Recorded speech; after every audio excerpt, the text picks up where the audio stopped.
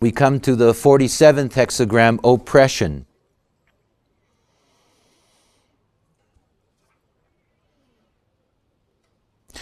Names. Oppression is a heavy name.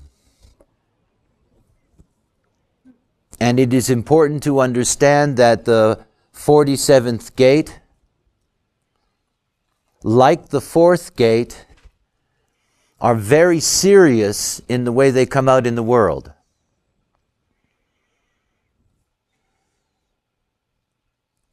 So this process of having to make sense out of inspiration, to make sense out of confusion, is in fact oppressive.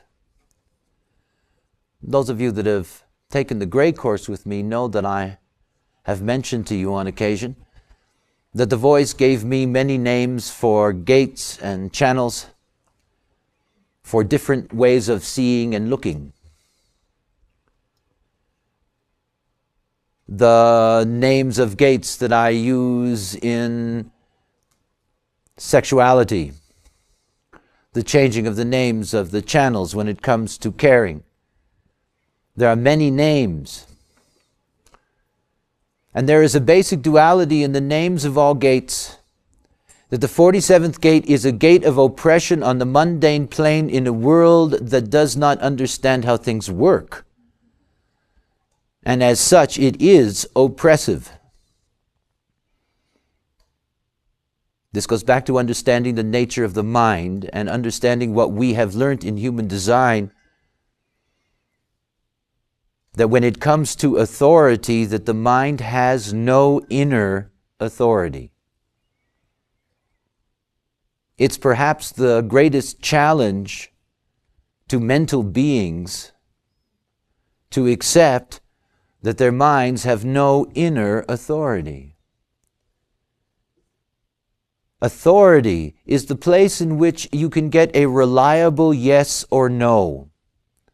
Authority is the place where reliable decision-making can be found. And there is no inner authority in the mind. The oppression of the 47 is an oppression when one is trying to make sense of one's own life for one's own decision-making processes. I'm thinking about what happened yesterday, and I have to make sense out of what happened yesterday to me for myself, otherwise I go crazy. And that's not what it's for. It's to make sense out of the past for others. It's to realize for others. The mind is for others. The mind, the mental system, always has outer authority. Everyone's mind has outer authority. Can be of intrinsic value to the other, and it is there for the sole purpose of being able to share what it is to be in these vehicles. It is the crudest form of global consciousness. It is not about tormenting yourself. It is hard to find 47s that don't torment themselves. It's like it's hard to find 18s who don't whip themselves twice a day.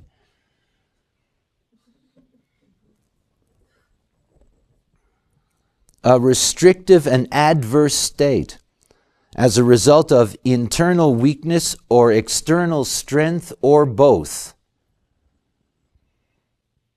I mean, you're not dealing with a gate that is easy to live with if you do not understand how it works. Because you see, to make sense out of something doesn't mean anything. It's just part of a longer process. To make sense out of it, out of that making sense, to derive an idea as a concept, and to be able to color that idea and turn it into something that is stimulating, so that other people can see that what you're saying makes sense. That's a complex process.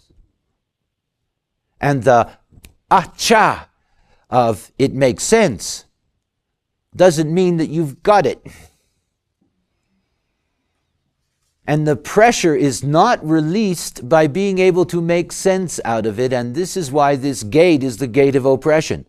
It's not enough to make sense out of the confusion. Because where does that go? And if you're letting it go out to the other, then you're okay and you're healthy. But if you're then sitting there within yourself with the sense of it and trying to find your own idea to guide your own process, you're going to suffer terribly. The first line, taking stock. The ability in times of hardship. You know right away this gate is about hardship. The abstract circuit is deeply related to the solar plex emotional system.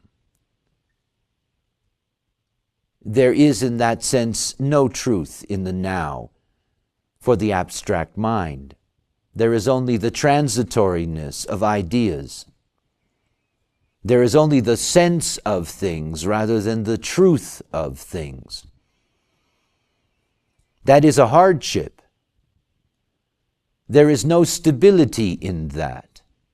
It makes for people who have very uncomfortable inner mental lives because they can't make sense out of their life. They're not supposed to.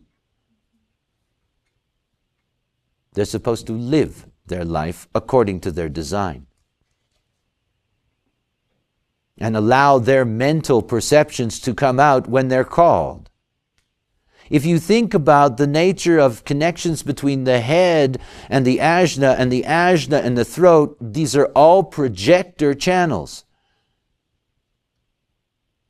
Remember that if you look at a channel according to its type, it reveals its mystery to you. The 6447 cannot stand up and shout, "I have made sense of something." No one will listen. It has to wait for it to be recognized.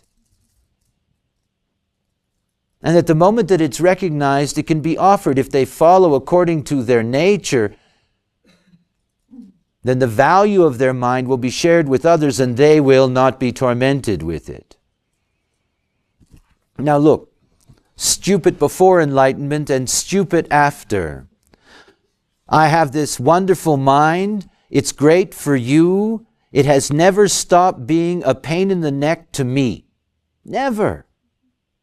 It still tells me the dumbest things about myself and what I should do and shouldn't do and could have done and might have done, because that's the nature of mind. I don't pay any attention to it. You know, you get into a situation where you're annoyed, you're upset, whatever the case may be. Your mind rattles and rattles and rattles and rattles and rattles. It goes from I'm going to kill them to I'm going to beg them or I'm going to, whatever it is. It goes through the whole thing. It gets all cranked up. Now I have splenic authority. I only know what I know in the moment. So my mind thinks that I hate this person, then I'm going to rip their throat out, and then they step into my aura and I smile at them and ask them if they're having a nice day. All that jumble and bumble in my head was just the jumble and bumble in my head. Because that's what our minds are like. That's what they do. That's all they do. And they're always measuring and comparing because that's what minds do. I mean, minds get upset all the time. They get annoyed all the time. They're disappointed all the time. This is mind. You take that personally and allow that to guide your decision making. And you live the life of the not self. Guaranteed. And mind is powerful.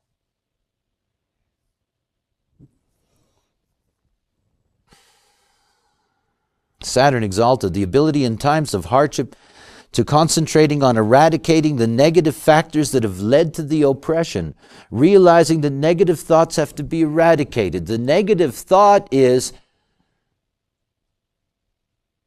trying to make sense for yourself, trying to use that abstract mind as a guide for you. It's about being a witness of your mind.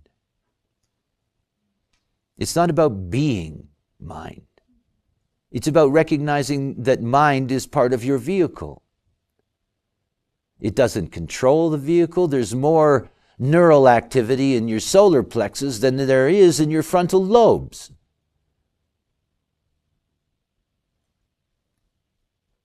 The lymphatic system has greater impact on whether or not you're going to stay here in the world than all that little firing of neurons in your brain. It's just part of the apparatus. And it's there so we can communicate to each other. That's all. It's not there to dictate our fate. Neptune in detriment. And you know what happens when you have Neptune in the first line? It's fuzzy. You know the foundation is fuzzy. The delusion of seeing oppression as an exclusively external phenomena with often disastrous results. This is the sense that the world is against you. You can't make sense out of anything, and you're not asking anybody to make sense out of it with you. So you think everybody's against you. Life is horrible because you can't make sense out of it, and it's not your fault, it's everybody else's fault. Remember, this is collective. In the collective, you always share the guilt, the pain, the shame, and the blame. Always. Always. You know, we consider it to be sophisticated to accept that you're half to blame. I mean, imagine the irony of that. I mean, nobody's anything to blame. The abstract process is about expectation. And this is the beginning of the abstract mind. And the beginning of the abstract mind says, I have an expectation that I can really make sense out of my life. That's why they become believers. They believe in something that's just as senseless as their own attempts at trying to understand themselves.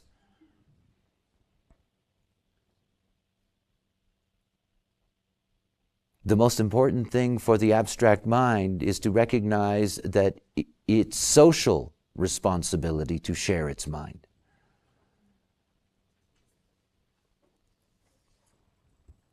Second line. The second line, by its very nature, is something that's not aware of being oppressed.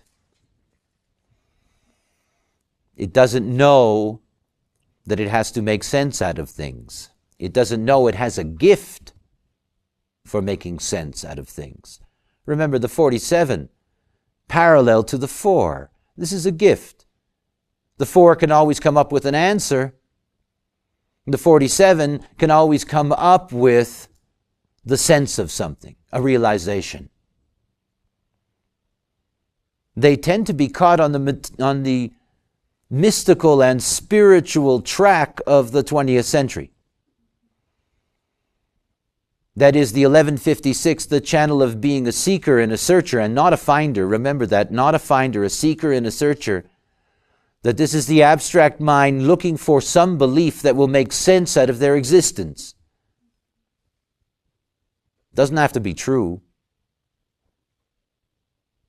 to have its impact. Ambition.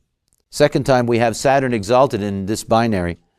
The ambition and drive to overcome personal oppression in order to achieve security. Realizing that to be busy is mentally healthy.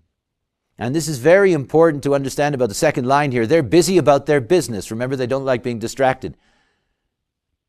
You know, they go about their life, everything's fine, and then somebody asks them, do they believe in God? And they have a nervous breakdown, and they're finished. You know, you knock on their window, and you get them to try to figure something out, and it's over. Leave me alone, I'd rather be busy. If I'm busy, I don't have to be concerned about trying to make sense out of my life.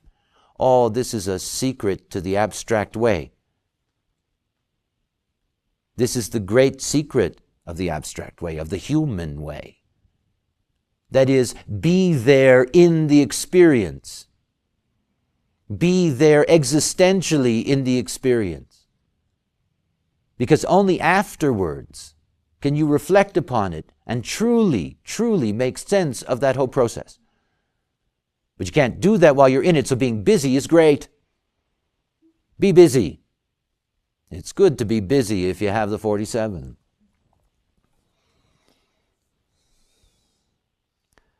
The detriment, Mercury detriment, indecisiveness in times of personal oppression, whether to apply intelligence to recovery or accept its weight to take advantage of other prevailing conditions that may only be temporary. That is, the inability to sense when and which activity is healthy. You know, this is the whole thing about the second line, is that they need to be busy, but the moment that they get interfered with in their life, they don't know if they're being busy about the right thing. And then that becomes their mental trip. And they get just stuck in that. It's very important to recognize that the lower trigram has great difficulty in seeking assistance from the other because they don't know the other exists. And that the other can bring great confusion unless they are living out their own nature, and that means living out your definition and your type and your authority.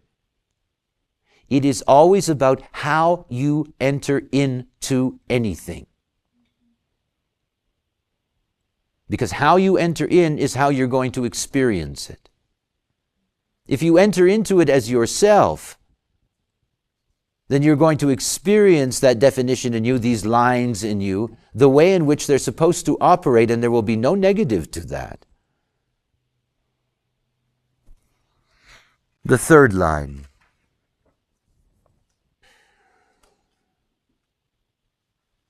Third lines are there to adapt. And the third line is particularly oppressive. It is the theme of self-oppression. The third line, through trial and error, will try to actualize their realization. And it will be a disaster. You see, at the moment you make sense out of something doesn't mean it's an idea yet. It isn't. And both making sense out of it, realizing, and turning it into an idea in the 11th gate, neither one of them have access to the throat. Making sense out of something is a long ways away from trying to be able to get somebody else to get the sense of that. And that if you don't meet the right people, it's very difficult for that sense of yours to get across.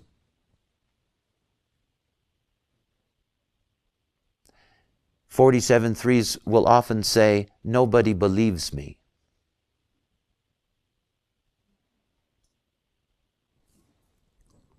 The conscious and well-integrated being whose natural right action will eventually come to see the unfoundedness of its oppression. Its natural right action. Its natural right action is to be itself. That is, to be the sense and not the idea. To be the potential of an idea.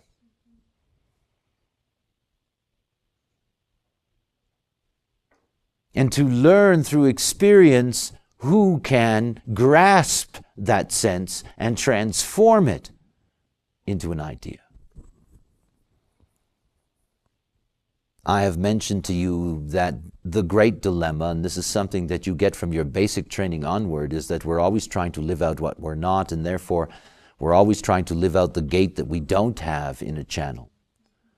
This is a great dilemma for us. It is so attractive to want to live out the other end. There's always this completion that comes by meeting that force. And yet at the same time, you are not the other end, and it's not really limited just to a channel. That is, that the 47 would love to be an 11. I mean, it wouldn't mind being the 64. It'd love to control its own inspiration. But it would love to be the 11 so that it could turn its sense into an idea. And when it can't, it's oppressed. And when it meets the other, bangs into the other with its sense of things, If they don't get the idea, then of course these people will withdraw, bruised, confused. So natural right action avoids that. That is seeing what your role is. And in seeing what your role is, please understand, you don't have to do anything to fulfill any of these lines in your design. You don't have to do anything. You just have to live out your nature. They will do that. The fourth line. Here we come to the upper trigram, and in coming to the upper trigram, we come to the transpersonal capacity. In the lower trigram, it is a personal destiny to be oppressed. That it is a personal destiny to deal with what it means to only be able to make sense of things and to be dependent on the other that you don't know. And the upper trigram, with its transpersonal gift, says, I know there's another at the other end. I know there's a 64. I also know there's the possibility of that 11.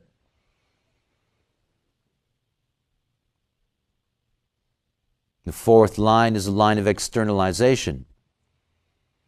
It is the foundation of the upper trigram and the expression of the completion of the lower trigram.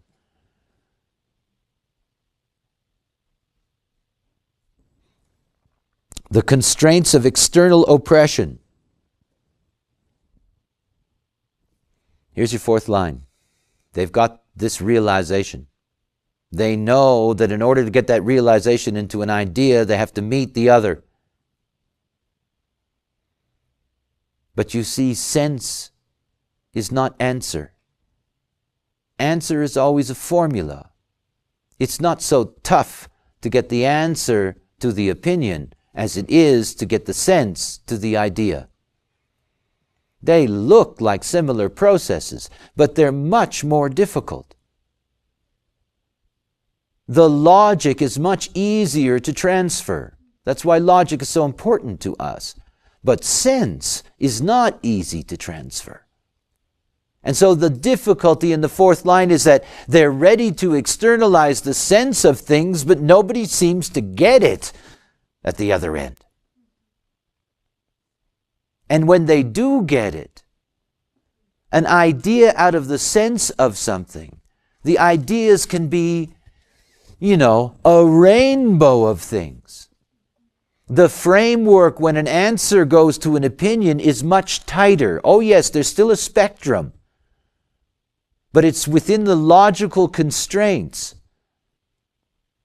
And when you're on the abstract side, there is no constraint. A sense of something can lead to any idea, anything. So the difficulty of the fourth line, the strength of identity, that even in times of the most powerful oppression, when people can't make sense out of you, most powerful oppression can maintain its resources and to some extent ensure their survival for the benefit of others. Interesting language. Remember about fourth lines. Fourth lines are teachers. They have great influence. They can be missionaries. They're the ones that can, through their very rigid conviction to their fixed concept or way, can carry enormous influence for others. That benefit for others is inherent here. If that person realizes that not everybody can get the sense of it because of the difficulty of the abstract process, and if they're living out their design in their geometry, those forces will come into their life that will be able to derive an idea from that sense, and that idea ultimately can be of value to others. But if they give up, and they give up so often, abdicators, fourth line, they give up. And then they get really, really mentally depressed. No one will ever blah, blah, blah. They don't understand me. They don't see me. They can't make sense out of it. Blah, blah, blah. All that stuff. By the way, in the White Book, a sense of identity that can be maintained despite external conditionings. This is their gift. They have to hold on. But because of conditioning, they don't. The moon in detriment. When robbed of its light, the moon is lost in darkness, barely able to nourish itself, let alone others. The identity overwhelmed by external conditioning. Now, this is the case in which they can really collapse. This is the case in which the oak tree can really be cut down, overwhelmed by the majority, and not waiting for that aspect of the minority that will recognize them. The moment that you give up on the mind being your inner authority is the moment that all of these mental channels operate the way they should and have the effect they should. If you recognize that not everybody can accept your realization or be inspired by it, it will allow you to wait long enough to meet those forces that are inspired by it. But unless you understand the nature of that mechanic, you suffer deeply. This is a very uncomfortable gate. By the way, we have been in the right angle cross of rulership. That is the 47 and the 22, the 45 and the 26. And this is the third variation, that is, this is the rulership in the quarter of duality. And in the last 7 minutes and 30 seconds of the fourth line of the personality sun's position, we move into the juxtaposition cross of oppression. That is the 47 and the 22, but the 45 and 26 have been replaced with the 12 and the 11. Whenever you see the 12 and the 11 present, they are an opposition in the zodiac, and they are the place in which both our ability to speak and the evolution of what we call mind took place. That the mind opened up through the 11th gate, and that the voice opened up through the 12th gate. So here we have the juxtaposition cross of oppression. And of course, these are people that can feel truly overwhelmed in life, because they have a fixed fate in the way in which they make sense of the world. And they spend their lifetime trying to externalize that sense. Their gift is a gift of friendship. They will have many, many opportunities in their life. That's how fourth lines always get to you. That's their power. They become your friend, and then they externalize their stuff at you.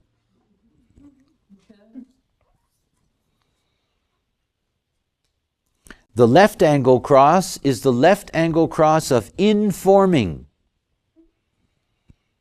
47, 22, 12, and 11. And it begins with the 47-5, which is the saint. Informing is letting people know about things, but it isn't about teaching them. That's an important distinction to make. You can inform somebody about the way something works, but that's not the same as teaching them how it works. 47.5, the saint. This position has special significance, and there is no planet in detriment. Venus exalted. The gift in times of oppression to maintain without hypocrisy a harmonic relationship with one's oppressors while providing aid and succor to the oppressed. Realization at its most exalted. Acceptance of the weight of the abstract process and the grace that naturally follows. They're very inspiring people. They have a natural gift. Remember that this fifth line is about the universalization of the hexagram. And it's an interesting view. If you look at the first line, which is the foundation, what the hexagram really is, this is about taking stock. That is, this is just about looking at the inspiration and trying to figure out what's there in order to have an ability to make sense out of it. That's all. But the way in which we want to see this, the way in which society wants to see this, is that this is the saint. You can see where our belief systems come from. You see, logic isn't enough. We know that, otherwise it would be the only circuitry. And there are those who can never know for sure, and there are those who can never understand. And they must have some kind of guide that says, I can't make sense out of it either, but that's okay. That life is confusing, and that's okay. And that if you love God, or in my words, if you love yourself and you are yourself, you'll see that it is okay. It's okay only to be able to make sense and not to be able to go any further.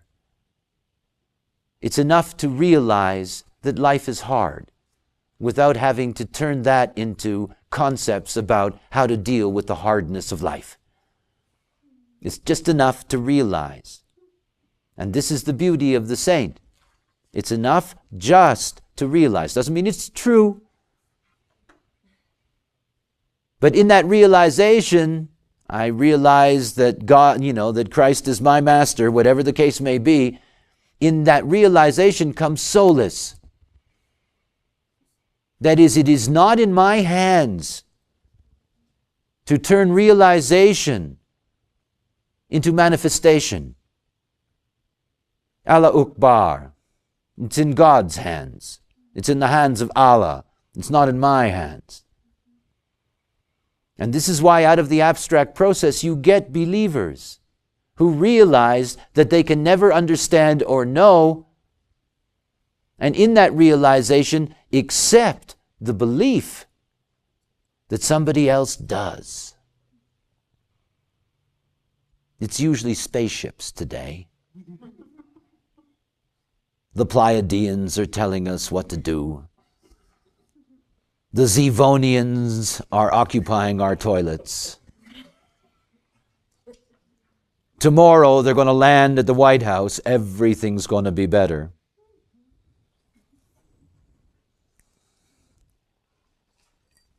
I wonder if Bill Clinton was abducted by aliens as a child.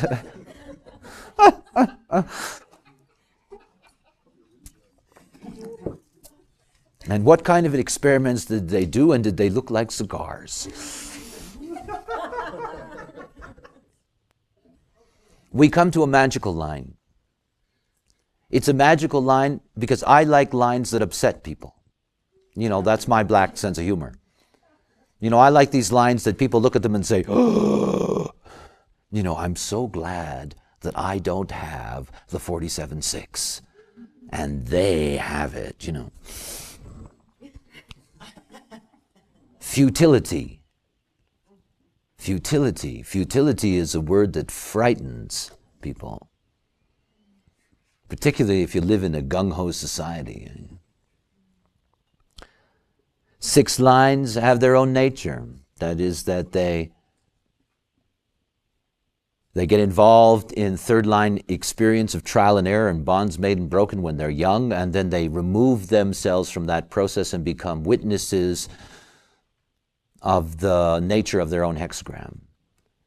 And we have already seen in our work that the 6th line is an important sounding board for the rest of the hexagram to see whether or not what is going on in their process is legitimate or not.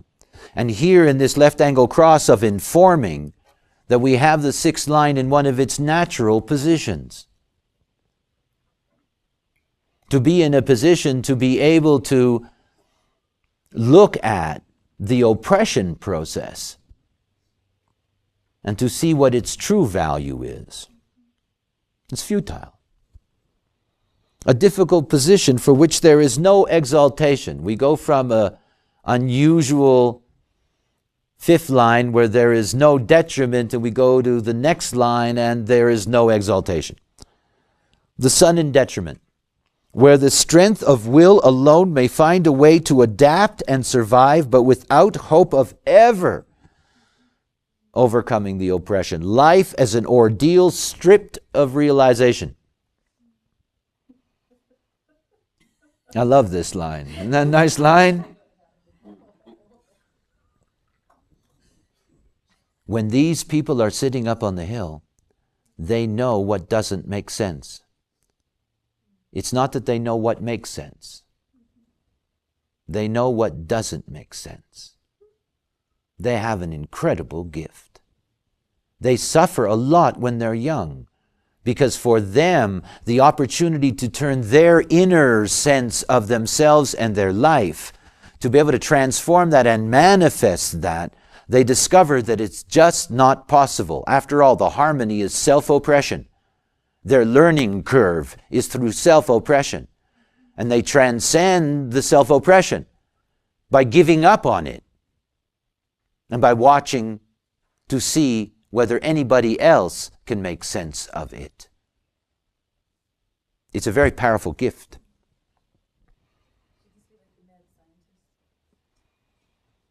Well, only in their head. I mean, these are not actualizers. And of course, because this is collective, it's so important for them to understand the social imperatives of having collective circuitry. That you are fulfilled through the other, and the other is fulfilled through you. The futility is also rooted in recognizing that it's hard to find those that can make sense of things. And it's hard to find those who can then turn that sense of things into a manifestation.